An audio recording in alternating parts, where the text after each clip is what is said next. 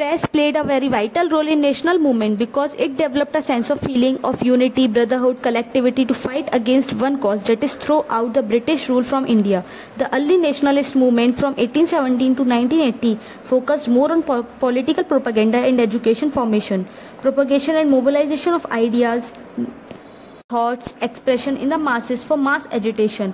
The press played a very crucial role in the early Indian National Congress nationalists, which tried to propagate their resolution and proceedings and any demand without mass agitation. But Britishers imposed a lot of sanction in the form of act regulation like Censorship of Press Act 1789, which was enacted to anticipating French invasion of India, but this restriction was relaxed during Warren Hastings' time. Licensing Regulation 1923. A press without license was a penal offence. Later on, this also imposed on books, journals, pamphlets, etc. Raja Ram Mohan Roy, Mirat-ul-Akbar book had to stop publication.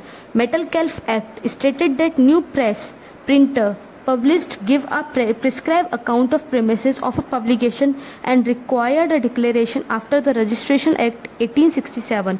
Every book, journal were required to print the name and name place of publication, and a copy was to be submitted before 1 month of publication.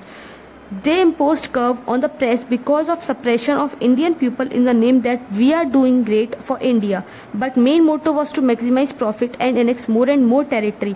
They are not to tolerate about the mass movement, but moreover our nationalists were more zealous about spreading awareness about British rule even in the remotest area through newspaper, journals which read it aloud in the libraries, which would garner around a single newspaper, not for political education but for political participation.